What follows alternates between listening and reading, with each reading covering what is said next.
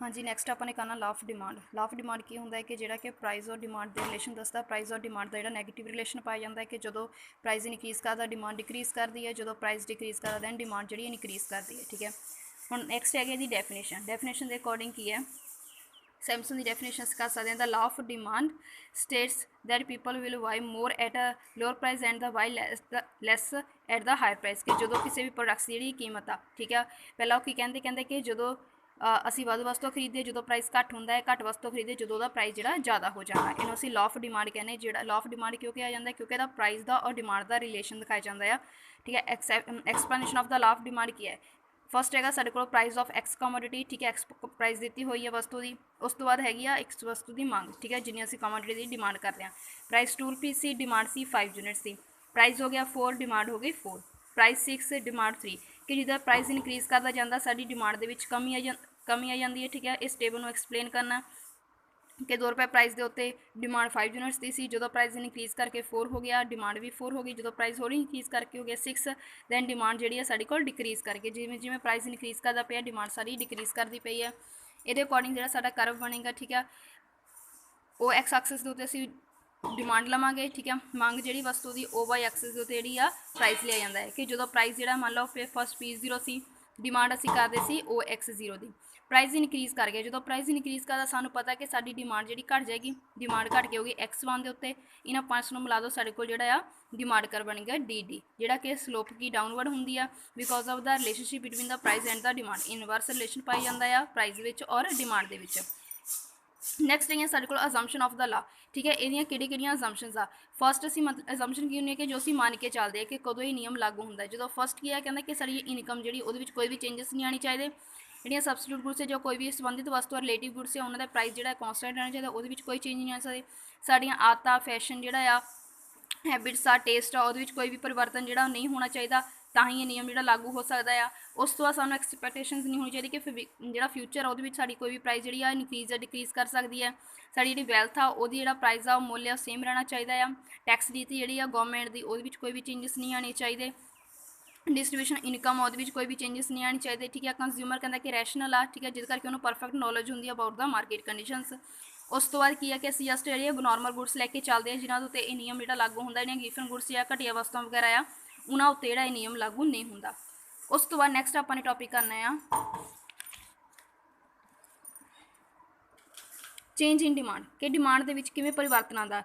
Change demand में 2 तरह के परिवर्तन मूवमेंट्स आने हैं। ठीक है, जिन्होंने असीं change in demand due to the change in price के प्राइस भी चेंज आने के नाल जो साडी डिमांड के चेंज आता है उन्होंने असीं जिहड़ा movements along with the demand curve कहने कि जो जिहड़ा डिमांड करव आ वो चेंज हो रहा हुंदा साडे। ठीक है, स्लोप जी डाउनवर्ड या अपवर्ड जाती है।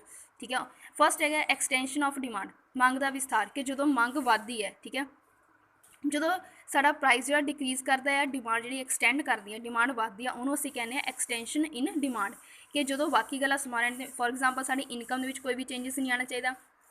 रिलेटेड गुड्स जी उन्होंने प्राइस में कोई चेंज नहीं आना चाहिए। जस्ट प्राइस में चेंज आने देना जो डिमांड के चेंज आता है उन्होंने असीं कहने एक्सटेंशन इन डिमांड। ठीक है, कि प्राइस जो 5 रुपीज़ से पहला डिमांड असीं करते सी 8 यूनिट सी, प्राइस इनक्रीज़ करके हो गया 10 यूनिट का।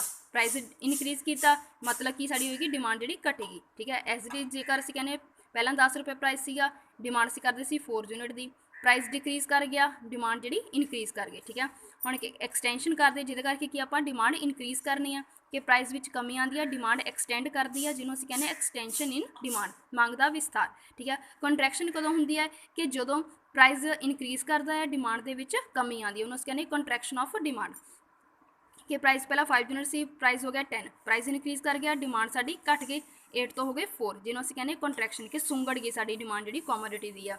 ठीक है, प्राइस पहला 5 रुपीज़ सी डिमांड सी 8 यूनिट सी, प्राइस हो गया 10 यूनिट्स का डिमांड हो गई साढ़े को 4 यूनिट सी, डिमांड जी की आ घट गई इन्होंने असीं कहने कंट्रैक्शन इन डिमांड। नैक्सट है shift in demand curve. Shift in demand curve कहते कि पहला सीगियां मूवमेंट्स ये जस्ट जी मूवमेंट चेंज हुई है। ठीक है, मूव किया डिमांड करव नीचे या अपर। शिफ्ट इन डिमांड करव की है कहते कि जो डिमांड में इस ढंग से चेंज आया सारा डिमांड करव जो अगे शिफ्ट कर जाता चेंज हो जाता उन्होंने असीं कहने शिफ्ट इन द डिमांड करव। ਜਿਹੜਾ ਅਸੀਂ ਕਹਿੰਦੇ ਕਿ ਅਦਰ ਥਿੰਗਸ ਜਿਹੜੀਆਂ ਬਾਕੀ ਫੈਕਟਰ ਦੇ ਵਿੱਚ ਚੇਂਜ ਆਉਣ ਦੇ ਨਾਲ ਜਦੋਂ ਸਾਡੀ ਡਿਮਾਂਡ ਚੇਂਜ ਹੁੰਦੀ ਆ, ਠੀਕ ਹੈ, change in demand due to the change in the factor other than price, ਕਿ ਪ੍ਰਾਈਸ ਤੋਂ ਇਲਾਵਾ ਹੋਰ ਜਿਹੜੀਆਂ ਵਸਤੂ ਜੇ ਇਨਕਮ ਵਿੱਚ ਚੇਂਜ ਆ ਸਕਦਾ, ਸਾਡੇ ਟੇਸਟ ਵਿੱਚ ਚੇਂਜ ਆ ਸਕਦਾ, ਜਿਹਦੇ ਕਰਕੇ ਉਹਨਾਂ ਵਿੱਚ ਚੇਂਜ ਆਉਣ ਦੇ ਨਾਲ ਜਾਂ ਗਵਰਨਮੈਂਟ ਦੀਆਂ ਪਾਲਿਸੀਜ਼ ਵਿੱਚ ਚੇਂਜ ਆਉਂਦਾ, ਉਹਨਾਂ ਵਿੱਚ ਚੇਂਜ ਆਉਣ ਦੇ ਕਾਰਨ ਜਦੋਂ ਵੀ ਕਹਿੰਦਾ ਕਿ ਡਿਮਾਂਡ ਚੇਂਜ ਹੁੰਦੀ ਆ ਉਹਨੂੰ ਅਸੀਂ ਕਹਿੰਦੇ ਹਾਂ ਸ਼ਿਫਟ ਇਨ ਦਾ ਡਿਮਾਂਡ ਕਰੋ। ਫਸਟ ਹੈ ਇਨਕਰੀਜ਼ ਇਨ ਡਿਮਾਂਡ। ਇਨਕਰੀਜ਼ ਇਨ ਡਿਮਾਂਡ ਕਦੋਂ ਹੁੰਦੀ ਹੈ ਕਿ ਜਦੋਂ ਪ੍ਰਾਈਸ ਕਾਂਸਟੈਂਟ ਰਹੇ, ਪ੍ਰਾਈਸ ਕਾਂਸਟੈਂਟ ਰਹਿਣ ਦੇ ਬਾਵਜੂਦ ਵੀ ਸਾਡੀ ਡਿਮਾਂਡ ਜਿਹੜੀ ਆ ਉਹ ਚੇਂਜ ਹੁੰਦੀ ਹੈ, ਠੀਕ ਹੈ। ਆ ਦੇਖੋ ਪ੍ਰਾਈਸ ਜਿਹੜਾ ਹੈਗਾ ਸਾਡੇ ਕੋਲ ਫਸਟ 5 ਰੁਪੀਜ਼, ਠੀਕ ਹੈ, ਡਿਮਾਂਡ ਅਸੀਂ ਕਰਦੇ 4 ਯੂਨਿਟ ਦੀ, ਪ੍ਰਾਈਸ ਹੋ ਗਿਆ 5, ਠੀਕ ਹੈ, ਪ੍ਰਾਈਸ 5 ਜਿੰਨਾ ਪਹਿਲਾਂ ਸੀ ਉਨਾ ਹੀ ਆ, ਡਿਮਾਂਡ ਵਿੱਚ ਕੀ ਚੇਂਜ ਆਏਗਾ, ਡਿਮਾਂਡ ਸਾਡੀ ਇਨਕਰੀਜ਼ ਕਰਕੇ 4 to 8 ਹੋ ਗਈ, ਇਹਨੂੰ ਅਸੀਂ ਕੀ ਕਹਾਂਗੇ ਇਨਕਰੀਜ਼ ਇਨ ਡਿਮਾਂਡ, ਕਿ ਪ੍ਰਾਈਸ ਸੇਮ ਰਹਿੰਦਾ, ਅਦਰ ਥਿੰਗਸ ਵਿੱਚ ਚੇਂਜ ਆਉਣ ਦੇ ਨਾਲ ਸਾਡੀ ਡਿਮਾਂਡ ਜਿਹੜੀ ਆ ਉਹ ਇਨਕਰੀਜ਼ ਕਰ ਗਈ ਹੈ।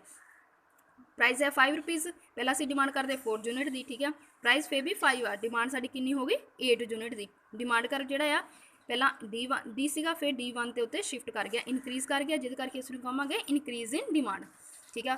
ਉਸ ਤੋਂ ਬਾਅਦ ਨੈਕਸਟ ਪੁਆਇੰਟ ਹੈਗਾ, ਫਸਟ ਸੀਗਾ ਸੇਮ ਪ੍ਰਾਈਸ ਮੋਰ ਡਿਮਾਂਡ, ਨੈਕਸਟ ਹੈ ਸਾਡੇ ਕੋਲ ਮੋਰ ਪ੍ਰਾਈਸ ਸੇਮ ਡਿਮਾਂਡ, ਠੀਕ ਹੈ, ਕਿ ਜਦੋਂ ਪ੍ਰਾਈਸ ਜਿਹੜਾ ਆ ਇਨਕਰੀਜ਼ ਕਰਦਾ ਹੈ ਬਟ ਡਿਮਾਂਡ ਸੇਮ ਰਵੇ, ਉਦੋਂ ਵੀ ਸਾਡਾ ਜਿਹੜਾ ਡਿਮਾਂਡ ਕਰਵ ਆ ਉਹ ਸ਼ਿਫਟ ਕਰ ਜਾਂਦਾ ਹੈ ਅਪਵਰਡ, ਇਹਨੂੰ ਅਸੀਂ ਕੀ ਕਹਿੰਦੇ ਆ ਇਨਕਰੀਜ਼ ਇਨ ਡਿਮਾਂਡ ਹੈ, ਠੀਕ ਹੈ। ਇਹਦੇ ਫੈਕਟਰਸ ਆਪਾਂ ਕਰਨੇ ਨਹੀਂ, ਆਪਾਂ ਸਿੰਪਲ ਹੀ ਕਰਨਾ ਹੈ, ਠੀਕ ਹੈ। ਨੈਕਸਟ ਹੈਗਾ ਸਾਡੇ ਕੋਲ ਡਿਕਰੀਜ਼ ਇਨ ਡਿਮਾਂਡ, ਕਿ ਡਿਮਾਂਡ ਵਿੱਚ ਕਮੀ ਕਦੋਂ ਆਉਂਦੀ ਹੈ, ਡਿਮਾਂਡ ਵਿੱਚ ਸੇਮ 2 ਟਾਈਪਸ ਕਮੀ ਹੋਏਗੀ, ਠੀਕ ਹੈ, ਸੇਮ ਪ੍ਰਾਈਸ ਲੈਸ ਡਿਮਾਂਡ, ਕਿ ਪ੍ਰਾਈਸ ਜਿਹੜਾ ਸੇਮ ਰਵੇ ਡਿਮਾਂਡ ਘੱਟ ਕੀਤੀ ਜਾਂਦੀ ਆ, ਜਾਂ ਲੈਸ ਪ੍ਰਾਈਸ ਸੇਮ ਡਿਮਾਂਡ। ਫਸਟ ਹੈਗਾ ਸੇਮ ਪ੍ਰਾਈਸ ਲੈਸ ਡਿਮਾਂਡ, ਪ੍ਰਾਈਸ ਸੇਮ ਆ ਡਿਮਾਂਡ ਘੱਟ ਗਈ, ਠੀਕ ਹੈ, ਡਿਮਾਂਡ ਕਰਵ ਪਿੱਛੇ ਸ਼ਿਫਟ ਕਰ ਗਿਆ ਕਿ ਡਿਮਾਂਡ ਦੇ ਵਿੱਚ ਕਮੀ ਆ ਰਹੀ ਹੈ, ਠੀਕ ਹੈ। ਉਸ ਤੋਂ ਬਾਅਦ ਕੀ ਆ ਲੈਸ ਪ੍ਰਾਈਸ ਸੇਮ ਡਿਮਾਂਡ, ਪ੍ਰਾਈਸ ਘੱਟ ਗਿਆ ਬਟ ਡਿਮਾਂਡ ਜਿਹੜੀ ਪਹਿਲਾਂ ਜਿੰਨੀ ਰਹੇ ਤਾਂ ਵੀ ਸਾਡਾ ਡਿਮਾਂਡ ਕਰੋ ਪਿੱਛੇ ਵਾਲੀ ਸ਼ਿਫਟ ਕਰਦਾ, ਜਿਹਨੂੰ ਅਸੀਂ ਕਹਿੰਦੇ ਹਾਂ ਡਿਕਰੀਜ਼ ਇਨ ਡਿਮਾਂਡ, ਕਿ ਡਿਮਾਂਡ ਦੇ ਵਿੱਚ ਜਿਹੜੀ ਆ ਉਹ ਕੀ ਆ ਕਮੀ ਆ ਰਹੀ ਹੈ, ਇਹ ਕੀ ਆ ਚੇਂਜ ਇਨ ਡਿਮਾਂਡ। ਹੁਣ ਇਹ ਤੁਹਾਡੇ ਕੋਲ ਡਿਫਰੈਂਸ ਵੀ ਆ ਸਕਦਾ ਆ, ਠੀਕ ਹੈ, ਡਿਫਰੈਂਸ ਵਿੱਚ ਕੀ ਹੋਏਗਾ ਐਕਸਟੈਂਸ਼ਨ ਐਂਡ ਕੰਟਰੈਕਸ਼ਨ, ਠੀਕ ਹੈ, ਜਾਂ ਕੰਪੈਰੀਜ਼ਨ ਬਿਟਵੀਨ ਦਾ ਐਕਸਟੈਂਸ਼ਨ ਇਨ ਡਿਮਾਂਡ ਜਾਂ ਇਨਕਰੀਜ਼ ਇਨ ਡਿਮਾਂਡ, ਇਹਨਾਂ ਵਿੱਚ ਕੰਪੈਰੀਜ਼ਨ ਕਰਨਾ ਹੋਣਾ ਤੁਸੀਂ, ਜਾਂ comparison between the contraction in demand and the decrease in demand, ਠੀਕ ਹੈ। ਇਹ ਦੋ ਤਰ੍ਹਾਂ ਦੇ ਕੰਪੈਰੀਜ਼ਨ ਤੁਹਾਨੂੰ ਆਏਗੀ, ਜੇਕਰ ਤੁਹਾਨੂੰ ਪਹਿਲੀ ਥਿਊਰੀ ਐਂਡ ਅੰਡਰਸਟੈਂਡ ਹੋਈ ਹੈ ਦੈਨ ਤਾਂ ਹੀ ਤੁਸੀਂ ਜਿਹੜਾ ਇਹਨੂੰ ਸਮਝ ਸਕਦੇ ਸਹੀ ਢੰਗ ਦੇ ਨਾਲ। ਇਹ ਦੋ ਤਰ੍ਹਾਂ ਦੇ ਸਾਡੇ ਕੋਲ ਪੁਆਇੰਟਸ ਆਉਣਗੇ।